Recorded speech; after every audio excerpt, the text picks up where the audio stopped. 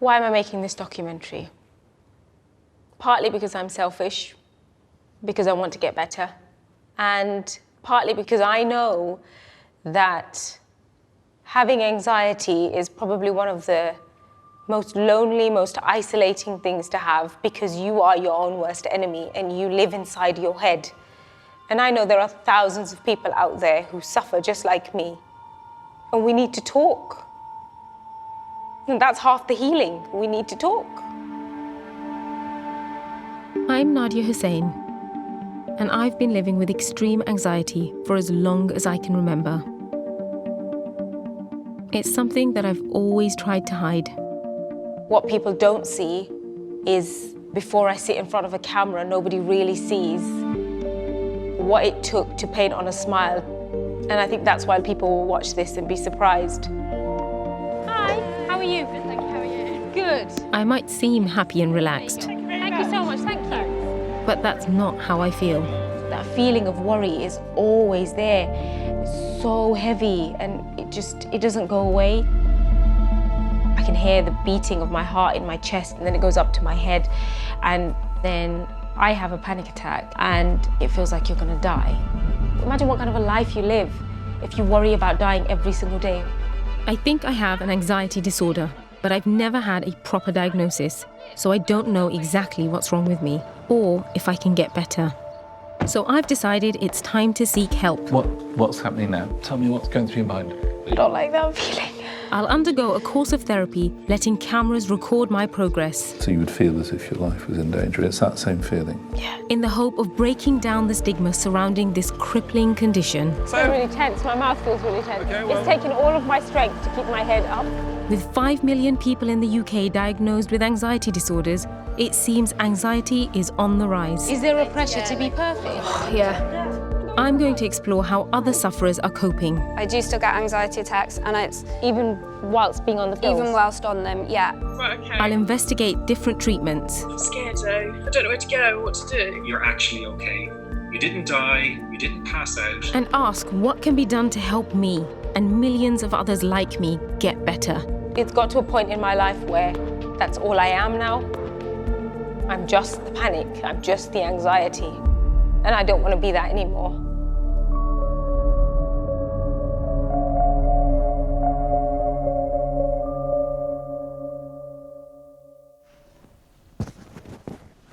Is that okay? Is that okay? How are you feeling? Oh, I feel sweaty. I feel really hot. Am I talking to you or am I talking to camera? You're talking to me. Talking to you. Yeah, suddenly it all feels really real now. Like the mic's on. I wish I had the answers. I don't have the answers, and this is why I'm doing this. I'm sweating so much. Oh my God. My face is so hot. I thought this was going to be really easy. I thought I could do this. Okay. Anxiety is an emotion we all experience from time to time. But the difference for me is that it's often an overwhelming feeling I can't control, What are you making? Brownies. which is tough on me, but also hard for my kids and my husband, Abdel. Can I have a cup of tea? Yeah, sure. Seeing as you weren't going to offer. Milk, please. Milk, no sugars. No sugar, thank you. I worry about the most ridiculous things that my mind doesn't need to be cluttered with. I know that. I worry about everything. I worry about everything. You name it, I worry about it. Everything is a worry. That's why they're up there. Do you remember that time when we did a food shop and I needed coriander? They substituted it for parsley. And in what world is coriander anything like parsley? I couldn't see past that. And do you remember I told you, get the kids out of here because I didn't want them to see me have a panic attack? That was quite scary. When I saw that, I'm slightly ashamed. I thought she was having a heart attack. At the time, I was so worried. Whatever it is, it looked like something that needs an ambulance. Just give it a little mix until there's no flour at the bottom. Let me go find some eggs. Okay.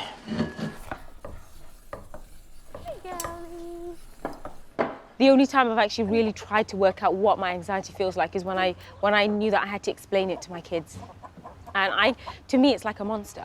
Now, some days, it feels like the monster is so big, so huge, that it's in my face and I can't do anything because I can't see past it. It's there screaming and shouting at me, and it's just, I can't do anything. I can't function, I can't move, and I just stay in bed. The only way I've found to stop my anxiety spiraling out of control is to distract myself by keeping busy. I feel less anxious when I have a routine and I know what I'm doing and when I'm doing it. So, can you tell me your routine? Like day to day? Yeah, so go from the very beginning. Okay. I try and start every day exactly the same way. 5:30, just before the sun rises, I'll get up and I'll pray. Once I've prayed, come down, give the kids breakfast, 7 o'clock. After dropping them off to school, I'll go for a 5K walk. And after I've finished my morning routine, I keep my mind busy with my work. For me, cooking's a distraction, baking's a distraction. So I'll cook and bake a lot more than we can physically eat. It's a vicious cycle. I just keep doing it. I keep doing it. When anxiety hits, I like to bake. Let me show you. Carrot cake, coffee, marble bundt thingy, some brownies, and there's some salted caramel in the fridge. Despite all my efforts, I still have regular panic attacks, and I've decided it's finally time to do something about it. I think we should just look up. I'm just going to look up anxiety. Going to look up Yeah, anxiety because first. we're not even sure if there's Go on. You do it.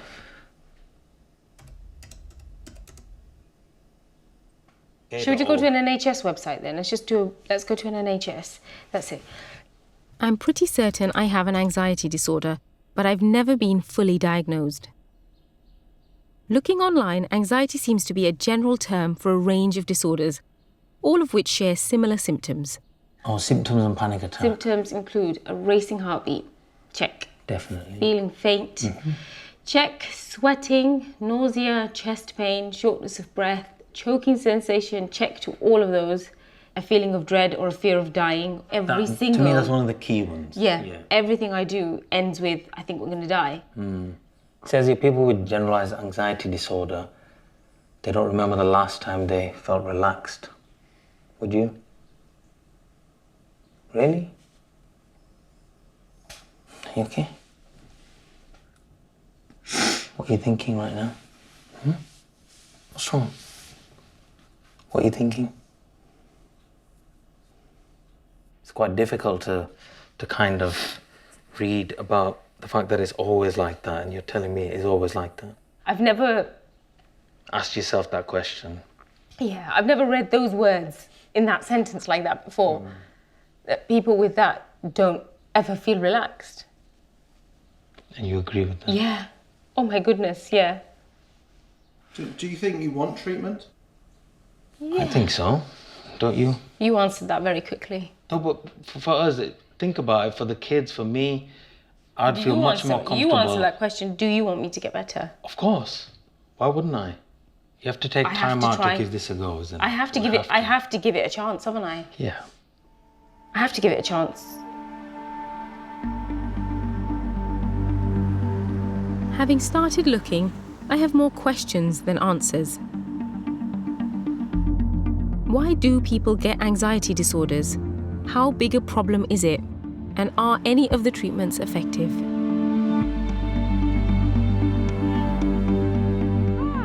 To find out, I'm meeting David Clark from the University of Oxford, the NHS's advisor on improving access to treatment for anxiety disorders.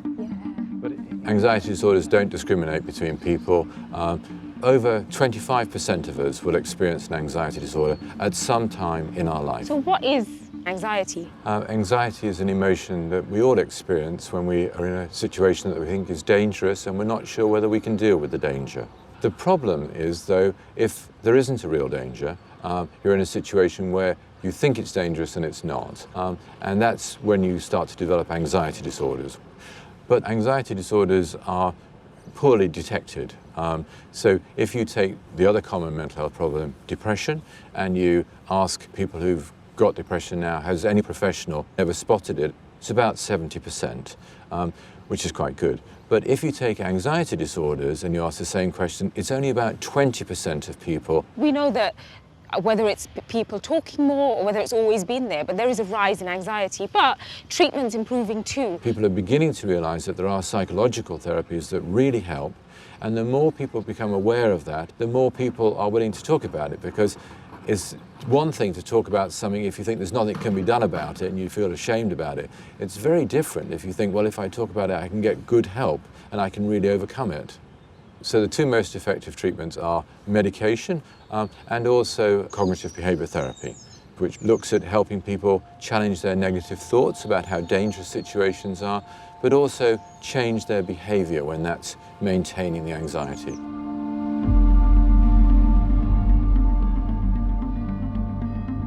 What I find encouraging talking to David is that there are effective treatments available. I'm a little wary of medication, so I've decided to start with a course of cognitive behavioural therapy, or CBT. I've been referred by a GP to a specialist in Oxford.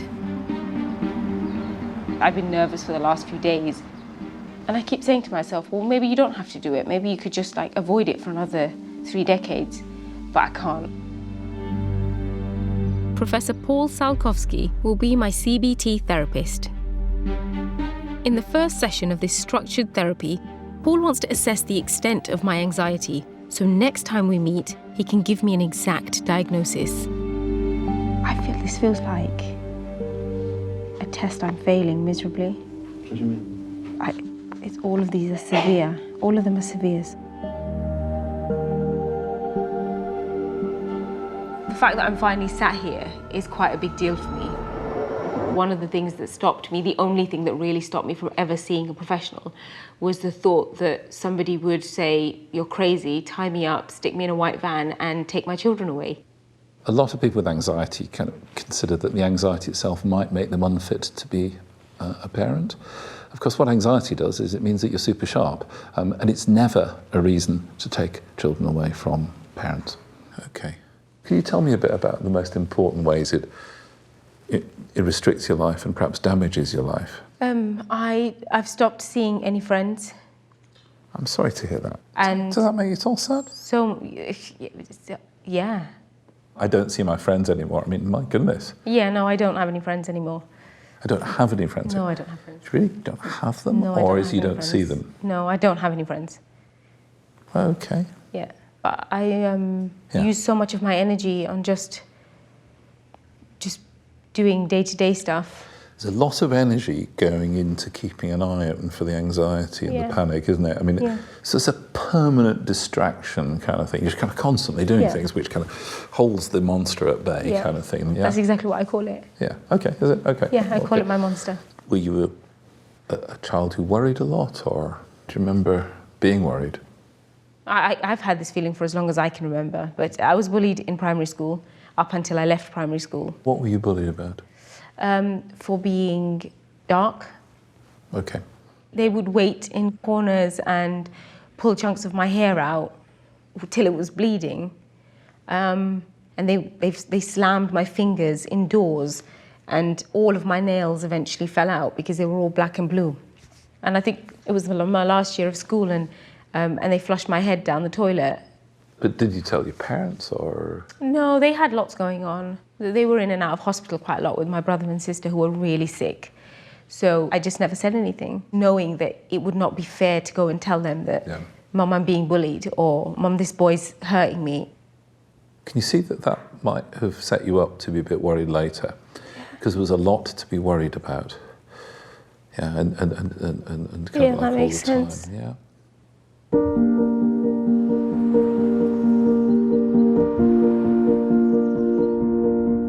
That was hard. It was really hard talking about things that have happened in the past.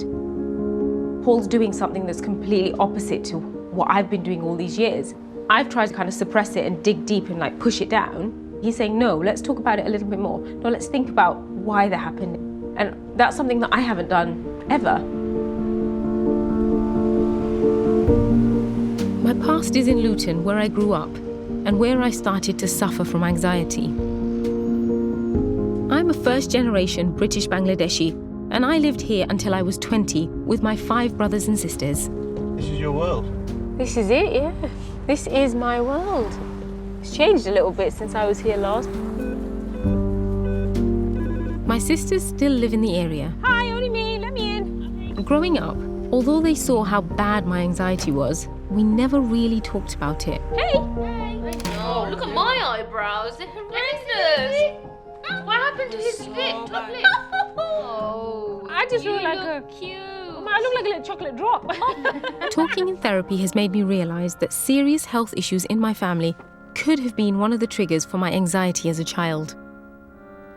That's Shaq, that's our little brother, and he is only a couple of days old there. When he was born, I spent probably close to 6 months just watching his chest go up and down in the fear that he would just die. Yeah. Both my youngest brother and sister had life-threatening diseases when they were born.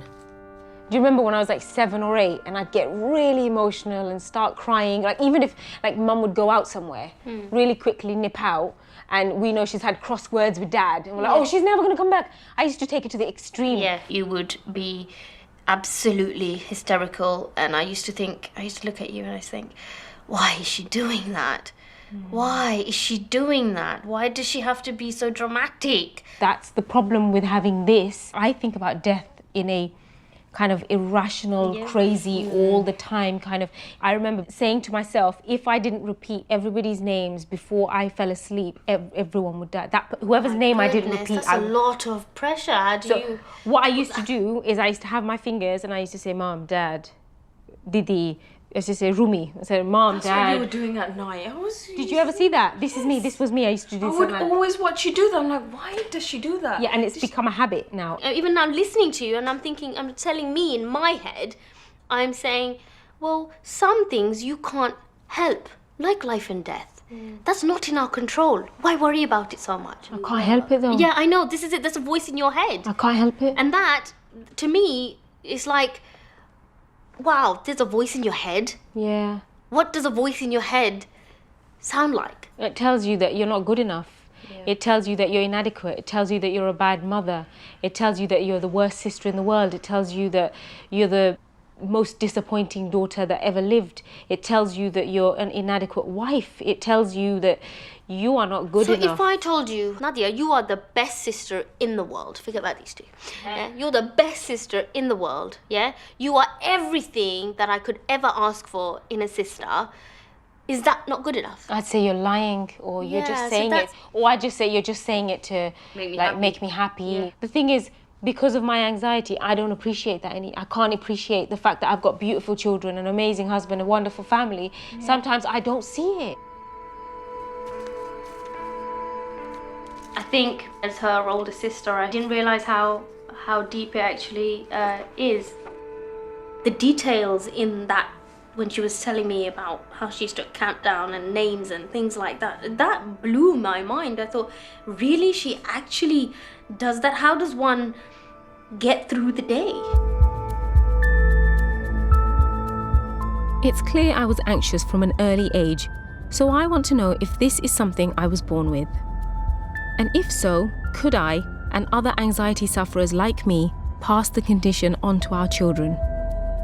I'm afraid I've got 3 kids and I'm scared that they'll have it. One of them will have it, or all of them will have it. And I hope it isn't genetic. I don't want it to be genetic. For the past 26 years, at King's College London, scientists have been conducting one of the largest twin studies in the world. Using cutting-edge research carried out on 15,000 pairs of twins, they've been investigating the complex relationship between nature and nurture. Rosa and her sister Margie have been part of the study since it began. So this is where they do all the studies. So in this research centre, this is where the twin study is based, as well as a lot of other studies. As well as being a participant, Rosa now works on the study, conducting groundbreaking research into the role of genetics and environment on anxiety disorders. So this twin study, you've both obviously been doing it. What information is it that they're trying to gather? It's banking on the fact that twins are a really neat natural experiment. How does that make you feel? A little bit like lab rats. Sometimes. By comparing twins, we can start to unpick how different traits are genetic. So environment. nature and nurture. Yeah. Which kind of brings me to my question, because I suffer with anxiety. Is there an anxiety gene? That's the classic question that we always get asked, and there absolutely isn't. Anxiety is influenced by loads and loads of genes, and all of them have quite small effects. So it's not to say that it's genetic. You can't say whether it's genetic. Yeah, well, we know that genes are important, but they don't determine anything.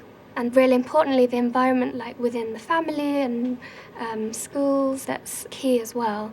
So you'll pass on half of your genes to your children, but that doesn't mean that they're necessarily going to have exactly the same experience of anxiety as you, because they have got environmental differences as well.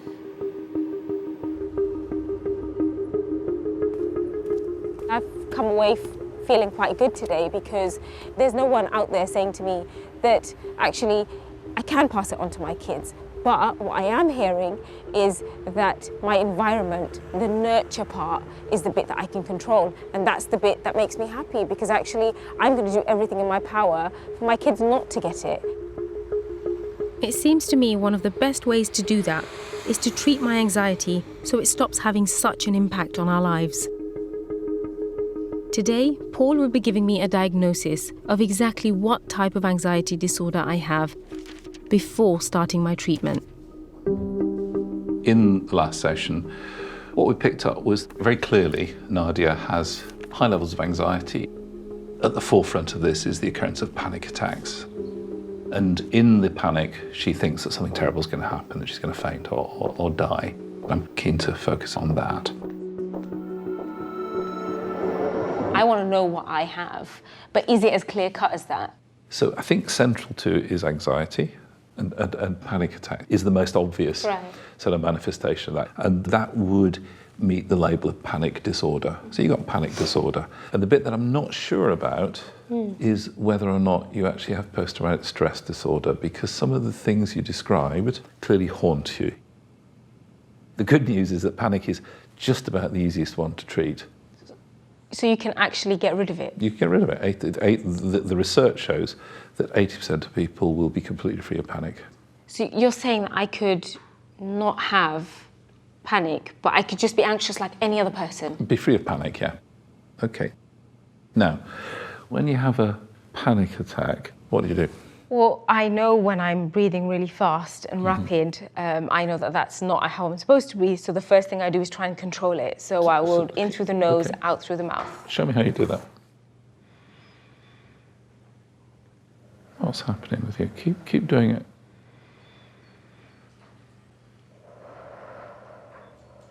Makes me feel weirdly lightheaded.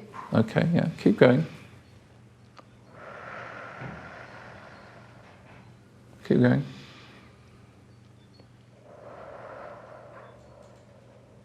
And a little bit sick, sorry. Okay, that's fine. What else is happening to you at the So my moment? heart feels like it's racing. Okay. But is this supposed to be helping? No, it's not supposed to be helping. I'm just picking up what you said you normally did in a panic.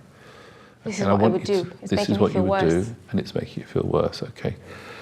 At a time when you felt very excited, let's say when you got married, you remember that feeling of excitement, that feeling of intense excitement, yes. Right? How does it affect you physically when you're intensely excited? Almost quite similar to when I'm having a panic attack. Almost, or actually Probably, physically? Yeah. Well, I don't feel like I'm dying then. No, you don't. What's the difference? The feeling's the same. The feeling's the same. The only thing that's different is what it means to you. Yeah, right. And if you think it means that you're dying, hey, guess what? You feel anxious. If you think it means that this is the best day of your life, you're full of joy, yeah? If that's the case, then when you have a panic attack, if you can be sure that nothing bad is going to happen, then what would that do to the anxiety? I could stop it in its tracks. Yeah, well, I think it wouldn't happen in the first place. It wouldn't happen, Yeah.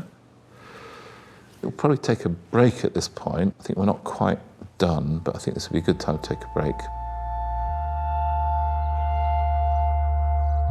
Yeah, you know, every time I have a panic attack and you say in through the nose, out through the mouth, and we breathe lovely and deep back out, you know, that makes it worse.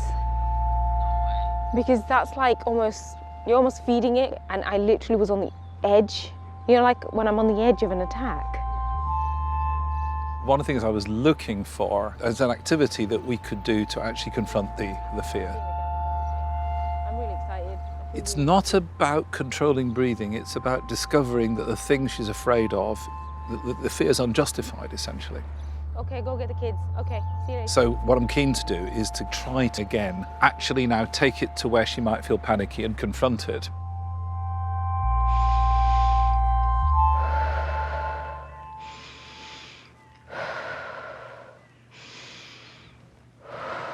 Building up now. Okay, do it a bit more. It's quite predictable, interestingly, that it'll be the same kind of thing going on, yeah. You got the heart going fast yet? Okay. I don't feeling. Sorry? What's happening now? Tell me what's going through your mind. I don't like that feeling. Of course you don't. Nobody likes that feeling in this context, yeah? What's going through your mind, apart from not liking the feeling? I'm just wondering if it brings back any memories. It reminds me of that moment when, it always reminds me of that moment when I was hiding under the sink and my head was flushed down the toilet. Because that's how I was breathing. I'm guessing that when your head's in the toilet, you can't breathe as well. No, I was breathing in a lot of water. Yeah, which of course could have killed you. Yeah. So you would feel as if your life was in danger. It's that same feeling. Yeah. So although you're not actually thinking you're going to die, it's reminding you of a time when you thought you were going to die. Yeah. Is that right? It's really important to remember that that was then and this is now, right? Yep. That what happened then is not ever going to happen to you again. And I think there's a little bit of an echo of that coming through in panics as well, because of that difficulty breathing. How's the physical feelings now? I feel fine. It's fine, okay. I still have that memory of the water going up my nose and feeling like if they don't pull me up now, I am going to drown with my head in this toilet. Knowing that I'm breathing in water and urine and all of that.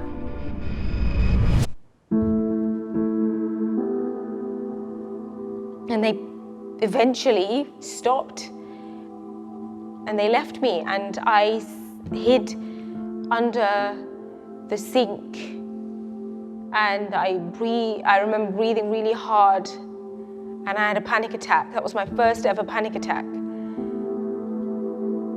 But that memory stays with me. That memory's going to stay with me forever. If I could erase my memory, then I would take that one memory out of my head. Because that memory is always there.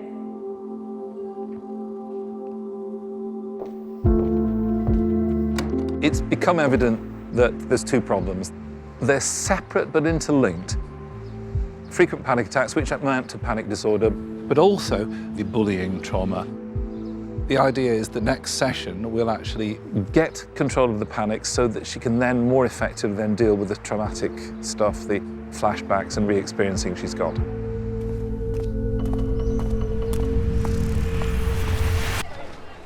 If my traumatic experiences as a child show anything, it's that we need to deal with anxiety as early as possible. And government figures back that up. The biggest rise in anxiety in recent years is amongst teenage girls and young women.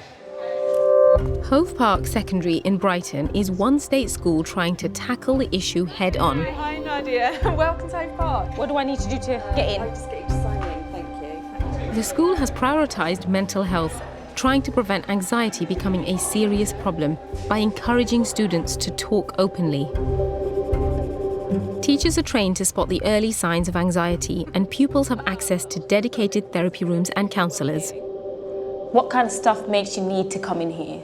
Well, maybe if I'm getting wound up about something, maybe some work might be a bit hard, I get a bit wound up about it, and then I'll just come up and just chill, and then maybe we could do the work, go back to lesson. Okay. Kind of a bit of a safe space is what we try and say, is that it's somewhere that you can go where whatever kind of behaviour you're feeling at that time, what emotion you're feeling, you can get that out, and we're not kind of going to judge you or sanction you. It's about having that space to breathe. And that's a great place to be, right? That you recognise that you need to come to the hub. You're like, right, I need a minute, please. Yeah, and then you come up, chill, and then maybe go back to lesson and carry on with whatever you're doing. And does it feel better when you go back? Yeah. You're very lucky. Do you feel lucky? Yeah, I feel lucky. And they are lucky, because outside of this school, some children with mental health issues are waiting over a year to be treated. We're going to talk about this afternoon worry and anxiety and what happens. But here, talking about anxiety and the pressures students face has become part of everyday school life. I've heard the word perfect quite a lot. Yeah. Is there a pressure to be perfect? Everyone's supposed to be a certain way, and people expect you to be perfect, basically. Social media basically impacts everything to do with us now. Post a picture, and before you post a picture, you're worried, what's everyone else going to think? What comments am I going to get? You think about everyone else's opinions before you think about your own. The difference, I think, for you guys and for us is that growing up, I could just go home. And there was no, I didn't have a mobile phone. But you guys have that added pressure of you can't leave school behind. How do you find that? I really wish I was born in the 1980s. Oh, yeah, you do. Yeah, you do. It was a good time. I talk to my nan about it all the time. I'm just life would just be so much easier. You wouldn't have to deal with, social pressure, just people editing pictures and you oh, she has such clear skin, I want that. Oh, her figure's so nice, I want that. You wouldn't have that pressure. Listening to you, you should definitely give yourself more credit for the stuff that you are having to kind of bat off and navigate, because like Nadiya said, some of those things weren't around for us, they just weren't there. So you've got a whole new set of things to kind of find your way through, and you're doing an amazing job. Good. Yeah. The mental health provision here is obviously having a really positive effect. But head teacher Jim Roberts has to deliver it without any additional funding. We've had to prioritise, we've had to make some tough decisions about things that we're going to resource and things that we're not going to resource. As a head teacher, you decide where your priorities are, you decide the culture and ethos you want in your school, and you have the autonomy to make that happen. And that's what I wanted for this school. I know that if this service was available for me when I was a teenager, I can guarantee that I would have used it, and I know that I would have said something, and I know how much it would have helped me going into adulthood. This is hope, right? Yeah. The level of care given to these pupils means they stand a better chance of avoiding the kind of anxiety I've suffered from since I was at school. But the experience of being at Hove Park has also made me realise how deep-rooted my condition is. So I've decided to investigate the other recommended treatment, medication.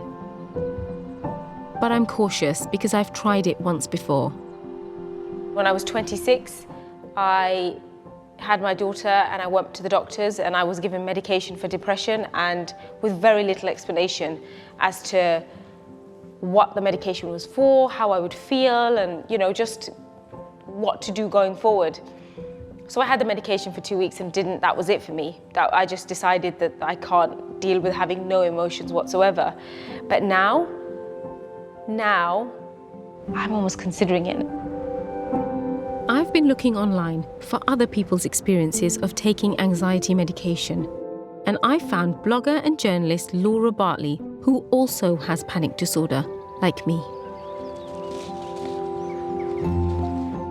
Laura lives in a rural part of Wales. She's been on an NHS waiting list for CBT therapy for 14 months, and last year she turned to medication. What are you on at the moment? So that's the serotonin. Yeah, the SSRI, yeah. There are a number of different types of medication used to treat anxiety, and the most popular are the type Laura is now taking, antidepressants called SSRIs, or selective serotonin reuptake inhibitors. Serotonin. So Yeah. you hear that word to me that says happy, right? That's Yeah, serotonin, yeah. chocolate. When you took the medication, was it as easy as, right, I'm having this medication, I feel better already? How did your body take to it? Because mine didn't like it. No, it was not easy at all.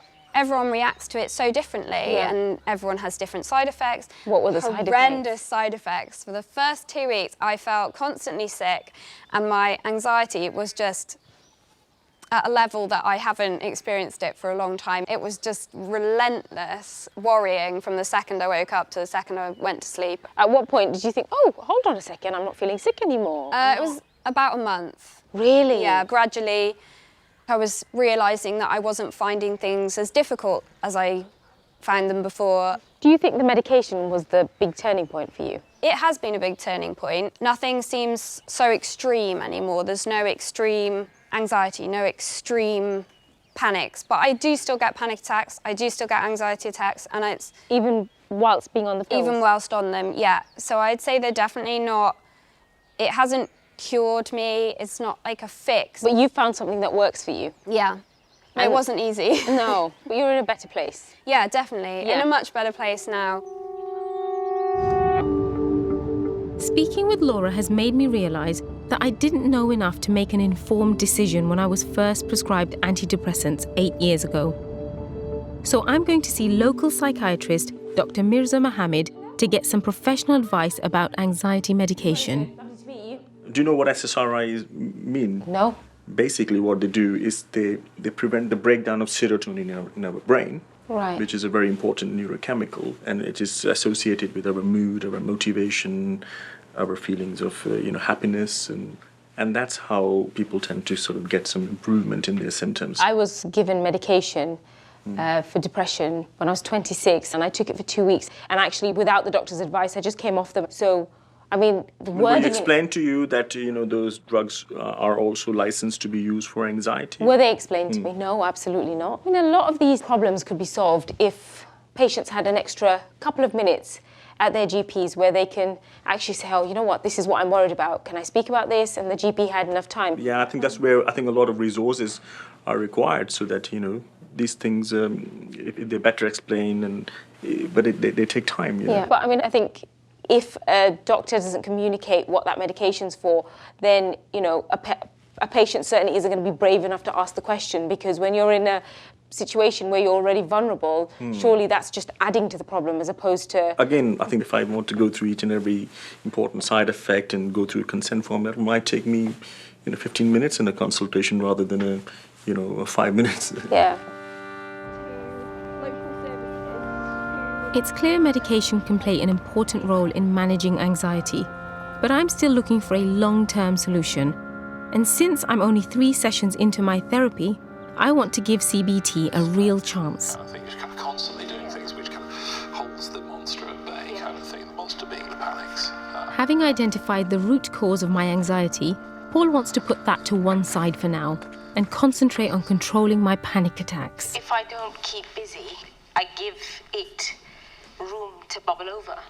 He's asked me to listen back to our previous session so I can think about the things I do to control my anxiety. It's made me realise that plans and routines dominate every part of my life. I mean, even when I do my laundry, once I've done it, everything is in colour order. So I've got black, white, cream, grey, red, orange, yellow, green, blue, pink. There's no other way. But for me, there's something about having everything in colour order. That's like the clarity makes me feel so good. Even living in Milton Keynes seems to help. I like structure, I like routine, and Milton Keynes suits my life. It suits the way I live. It kind of gives me that structure, that order A to B.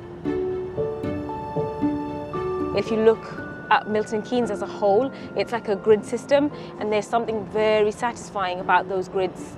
There's no curly-whirly lines anywhere. It suits me because I know exactly where I'm going from point A to point B. And everything takes 9 minutes. And I love roundabouts. I think they're great. There's no traffic anywhere, ever. Nadiya's constantly trying to keep her anxiety in check by obsessively following routines, trying to keep herself occupied at all times. And we'll be exploring today how these safety-seeking behaviours can actually keep the anxiety going, even though it appears that they're keeping it down. I'm feeling quite anxious today. I just don't know I don't know what to expect from each session. I like plans, I like to know exactly what's happening. So first time I'm doing anything where I don't have a plan, it's just kind of like, this is what we're doing, and that's scary for me. I'm really, really keen to try and get you to introduce an element of randomness in your life. Okay. I'm not saying, Nadiya, stop planning things, but I'm saying, Nadiya, stop planning everything to within an inch of its life. I can, but I'm scared that I can't. Okay, but what I'm saying is this is all part of the control makes me feel less anxious, whereas in fact I think it's controlling you. Your anxiety bullies you into, you must do it in that way, you've always got to know where you are, you've always got to know what's happening next and so on. And somebody thinks, you've got to do that. If you don't do that, then I'm going to get you. Yeah, it's the voice in my head. Okay, so if you wanted to deal with the panic, what might you need to do? Face a panic attack. Strangely enough, I've come to the same conclusion. Yeah. I was thinking that we should go looking for situations which make you feel panicky. Can you think of a situation, I'll do anything, but I can't do that? When I have to get on a train, that's quite frightening, that's quite scary. Just the thought of going on a train on my own makes me feel sick. Okay, so now we're going to go and be impulsive on the train. We're not, are we? Are we actually going to go on a train? Yes, that was the idea. What now? Yeah, that was the idea. I'm wanting you to try to get the panic going so we can flatten it. Okay. Are we really going to go to London now? That's the third time you've asked me that. Okay, fine. I guess we're going to London then. I hope he's got a plan. Because I don't. Does he know where we're going? Okay, well, if that doesn't matter, you obviously don't know. Either. Doesn't matter. Are you good with plans? Do you need plans? Yes, I like plans. So you're getting anxious too? Yes. Okay. My heart's racing a little bit. What is it you're worried about? I don't like not knowing where I'm going. So if you could just let that happen, let your heart pound. Okay. I mean, this is really important. You need to be able to discover that either something happens or nothing happens. Nothing will happen, but it's all very well for me to say that, but it's you that needs to discover that. Okay. Okay, we can cross over. Just having that voice in your head telling you that you're not good enough and that you can't do this, and remember you're going to have a panic attack and everyone's going to see, and everyone's going to know that you're weak, and everyone's going to know that you're sick. Those are the voices in my head. So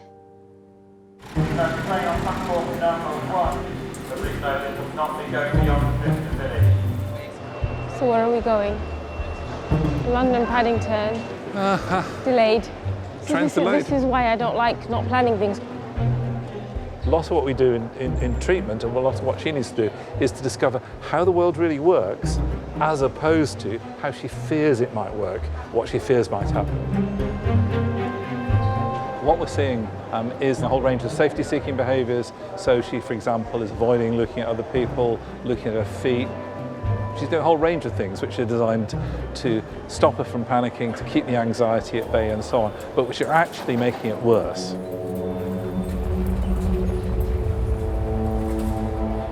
The hope is to get her not to do those things and then see that her anxiety will actually begin to diminish.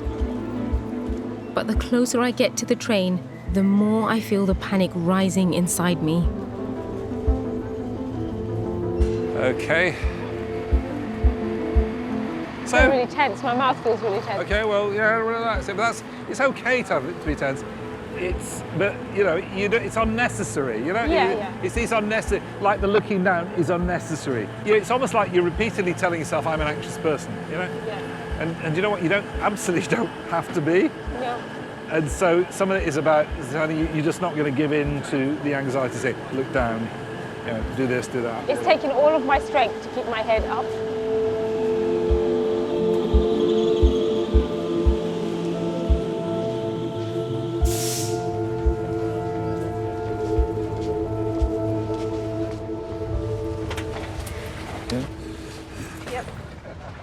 I'm okay, thank you.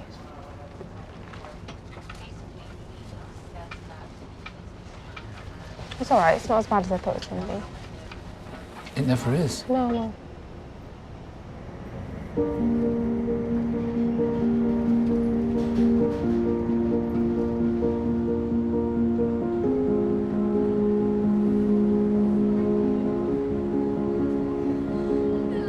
Here you are, headed to London, and? It's not as scary as I thought it was going to be. Isn't it scary at all now? No. At this moment, I don't think it is scary. I think it's scary. And and if you were to panic now, if you were to have a panic attack, what then? It would go away. would go away. It would go away. Yeah. You don't need So to. this is yeah. this is me saying that I'm not. When it happens, Anytime. I'm not going to force it to go away. It will just go away. It will just go away because there's nothing to be afraid of.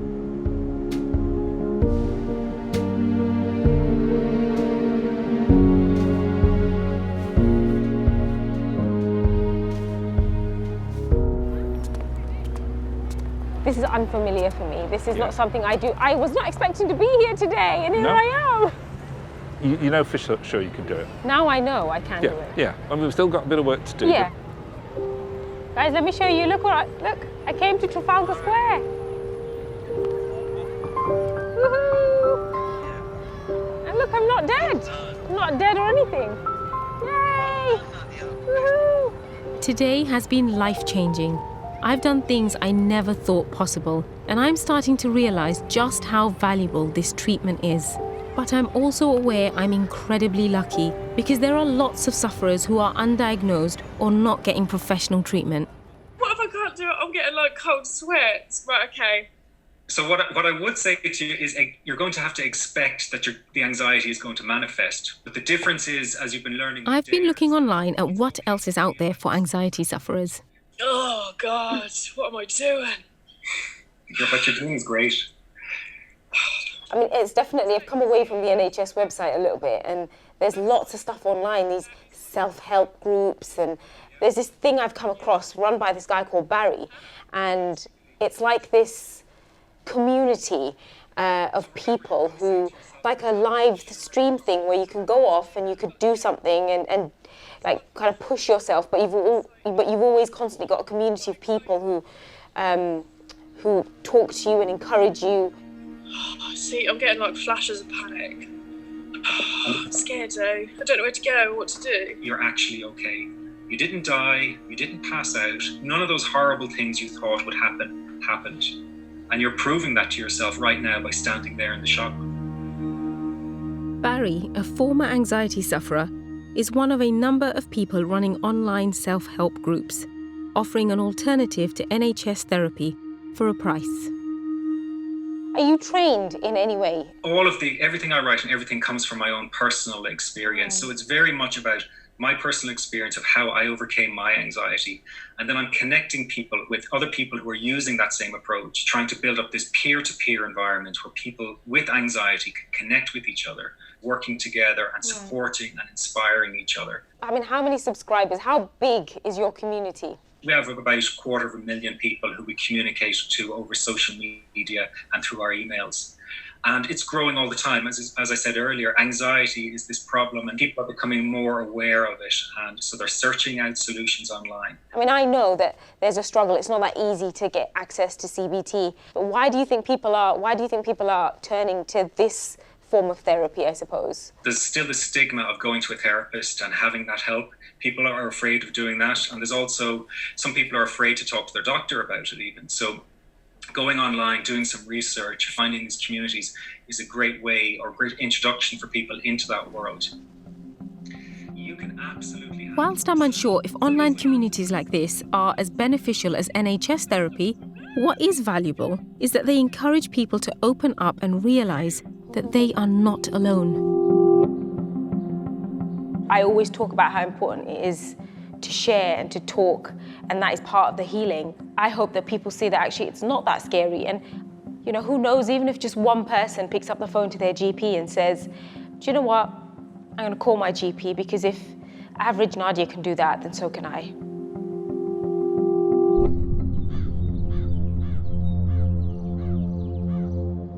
It's been 7 days since I caught the train to London with Paul.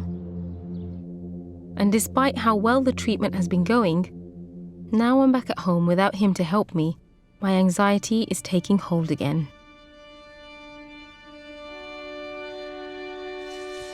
It's one of those things where I think the doctor asked her to just all of a sudden go to London by herself, the underground. She did it, she called us, we were really proud of her. So, you know, it was like a really good moment, high moment. And then literally a day or two later, something else, life threw another problem, and she couldn't cope with it. And I think that really dropped her from a high to a very low.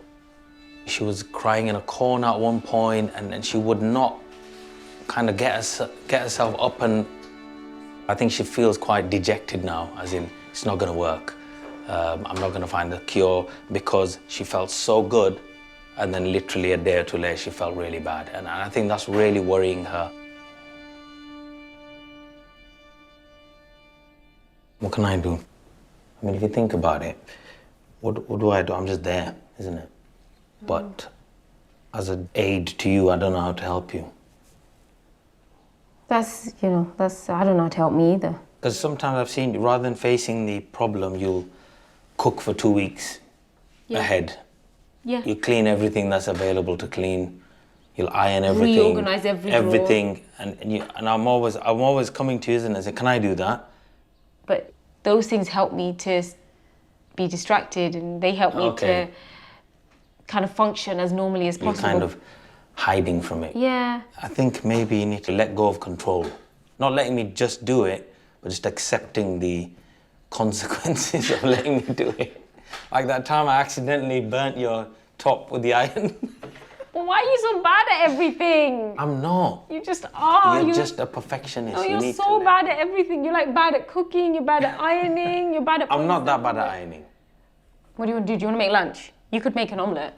I'm not going to even tell you. Oh my God, see, I did it. Yeah. Whoa, I'm not going to say anything. Okay, go. Do whatever you want. All right, I'm doing it. Yeah? I have never sat here and watched you do anything there. Go This is for your it. time now. Oh Lord, this is going to be painful. Where's the knife, Nadia? I'm joking. There's a salmon pie here. You can't, that's ready-made. You can't even touch that. Oh. Sometimes when you're going away on a weekend job, you'll spend Thursday, Friday cooking 5 meals. What would happen if you didn't? I've never done that before. No, but it would be okay, wouldn't it? We'd work it out, me and the kids. What would you feed them? I don't need to tell you. I'm their dad. No, but isn't it? You need to let go of that control. Whereas I won't even Out of curiosity, what would I you won't what even would tell you what Out we of eat. curiosity, what would you feed them? No, I don't know. I'll work it out. This is going to be difficult for you. I better taste it quick myself, and then I know. No. Can I have that little corner? Because I can see a chilli. You want a chilli? I want that chilli corner. Look, there's a chilli there. Even with Abdal's support, I can see that getting better is going to be hard. And I'm starting to wonder if therapy really is the answer. I've had these sessions with Paul, and he's teaching me how to manage my panic attacks, or at least understand my panic attacks at the moment. But over the last 2 days, the way I felt, I have questioned the CBT. I have stepped back and thought, is this even working? Because what I wanted was a cure. What I wanted was somebody to say, right, that's it, it's gone now, and you're never going to have it ever again. But I mean, he could be wrong. I mean, he could be wrong. At the moment, I'm feeling like he might be wrong. At the moment, I'm feeling like it's not going to go away. I don't know where I am at the moment. I feel stuck in the middle somewhere. I've met people who have said, well, you have panic disorder, and this is kind of something that you live with, and you learn to manage it, but you live with it for the rest of your life, and that's it. And no. I don't want to, and you don't agree. No, more than that. Yes. I mean, not only do I not agree, I've seen it not be true. 80% of people who have the appropriate therapy are panic-free. I mean, panic-free. You say 80%, I could be that 20% where I still have to... Yes, except you're not, because of what you've already managed to do. I suppose my frustration over the last few days has been that I want this instant fix. And I know that... Fix of what, though? Because I mean, there's multiple things going on here. You know, what I've been focusing on is the panic bit, because that's what brought you through the door, kind of thing, right? Is also this trauma issue. That's something that you'll be working on for the rest of your life. That, for me, was the thing that made me realise that this isn't going to be easy, and that this... Oh, it was never going to be easy, but it's still like being really clear about what you need to do. CBT is not me doing things to you. It's we talk, you take something from that, and then you apply it. Yeah. And if it works, you stick with it. And if it doesn't work, we'll work out what needs to be done. But it's about self-help, and what it's about actually you taking control. And what I've seen is that you have begun the process of taking control. If the success of the treatment is ultimately about helping yourself, then I need to start trying things on my own without Paul. Facing my fears to overcome them like I did on the train to London. So where better to start than in front of an audience of 2,000 at the NEC in Birmingham? In the past, I've managed to cope with these big cooking shows by not wearing my glasses. My fear has always been, if I can see the audience, I'll have a panic attack. Today I'm doing something that breaks that pattern. And the pattern for me was to not wear my glasses. And today I'm breaking that pattern and saying, I'm going to wear my glasses. So that for me, that in itself is a massive challenge for me.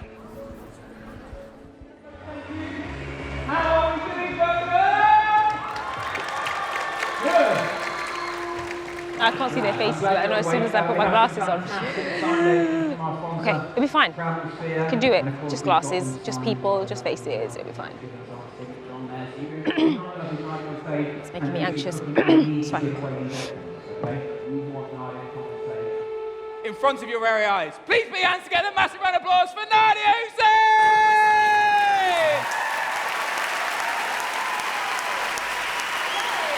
How are you? Lovely to see you. Oh. Look at all these people here. Lots of people. For you. One of the things that I just kind of wanted to say before I started cooking, I'm doing a documentary about mental health, and I suffer with mental health issues, which I've been really open and honest about. I've recently learned that there's certain things that I do that are called safety-seeking behaviors, and I do them to protect myself. One of the things that I do is I don't ever wear my glasses because then I can pretend like nobody's here. So today, for the first time, I'm going to break that sequence and I'm going to wear my glasses. Boom. Yeah. I said you're going to see me. Look at me. Woohoo! But I'm here. Woo! I can see everyone. Oh my God! Look, I can see all your faces. Ooh, that's hard. You guys are good-looking people. Let's just crack on. I think we should just cook. Indeed, yeah. Yes? What are you going to be cooking for us? Because I know you've got a couple of dishes. I came into this thinking that I wanted a cure. I wanted to be fixed. I know now that it's not a cure I'm looking for. I have to find, it's not a cure because it's not that kind of illness. I have to find a way of managing, and you have to find a way of living like this, but without all the things that make me sad. I know my treatment isn't finished, and I know I've got a long way to go, but I feel ready for it. I already see little glimmers, little glimmers. So I know there's hope.